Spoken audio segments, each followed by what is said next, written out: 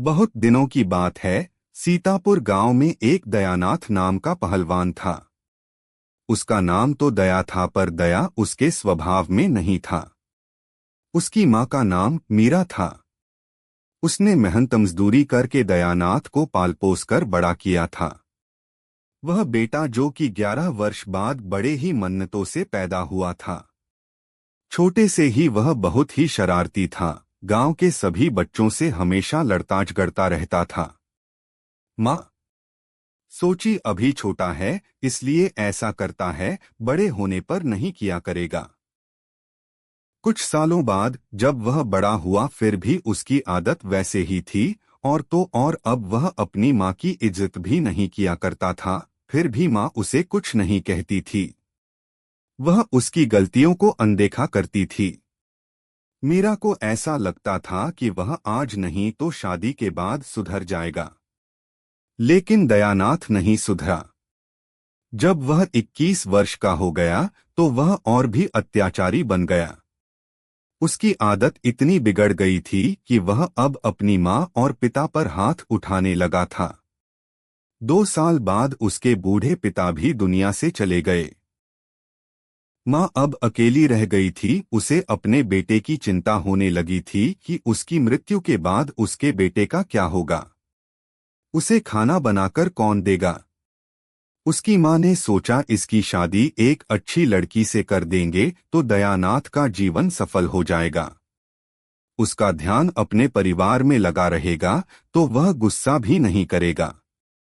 मीरा उसकी शादी एक अच्छी लड़की से करवा दी। शादी के बाद तो वह और भी बिगड़ गया। वह अपनी पत्नी पूजा को बहुत ही मारता पिटता था। एक दिन अपनी सास शीला, जो कि 2 दिन के लिए अपनी बेटी के घर पर मिलने आई हुई थी, उसे भी एक दिन दयानाथ ने शराब के नशे में आकर मारा और गाली गलौज किया। बेचारी पत्नी क्या करती, वह गरीब परिवार से थी और ज्यादा पढ़ी लिखी भी नहीं थी, इसलिए वह चुप रही। कुछ महीनों बाद उसकी बूढ़ी माँ की भी मृत्यु हो गई। 4 साल के अंदर उसने पूजा 3 बच्चों को जन्म दिया। दयानाथ उन बच्चों को भी मारा पीटा करता था। पूजा यह गम सहती गई और कुछ न कह पाती थी। नौकरानी की तरह घर के सारे काम किया करती थी। रात को भी वह चैन की सांस नहीं ले पाती थी। उसका पति शराब पीकर आता और मारा करता था। 10 साल तक तो बेचारी पूजा जैसे तैसे करके कामकाज करती रही और अपने अत्याचारी पति की मार सहती रहती, ताकि उसके बच्चे पढ़ लिख कर अच्छे ऑफिसर बन जाए और वे उनकी मां की तरह जीवन न जिए। भगवान की कृपा और पूजा की मेहनत रंग लाई। जो उसकी लड़की सीमा कॉलेज में पढ़ती थी वह M.Sc. ईयर में प्रथम आई। उसकी माँ का सपना पूरा होने लगा था। उसे अपनी बेटी पर गर्व था कि यह एक दिन बड़ा मुकाम हासिल करेगी। अचानक एक रोज उसके पिता शराब के नशे में घर आए। अपनी बड़ी बेटी सीमा को बुरा भला कहने लगे और मारने लगे। सीमा पढ़ी लिखी और समझदार लड़की थी। उसने जैसे तैसे करके अपने आप को बचाई, यहाँ तक कि माँ भी उसे बचाने आई तो उसे भी मारा। यह देखकर उसके दोनों भाई चुपचाप एक कोने में बैठकर रोने लगे।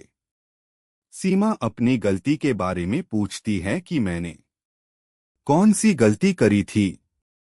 सीधा कॉलेज से घर ही तो आ रही हूँ। पिता शराब की हालत में जोर से बोलते हैं, मैंने अगली बार तुम्हें राकेश के साथ देखा तो समझ जाना।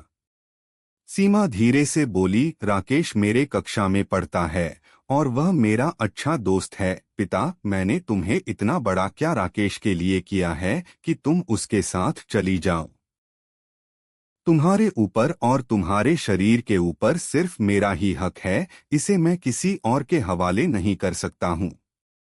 सीमा और उसकी माँ यह वाक्य सुनते ही चुप हो गए और अपने मन में सोचने लगे कि ये पिता है कि हैवान।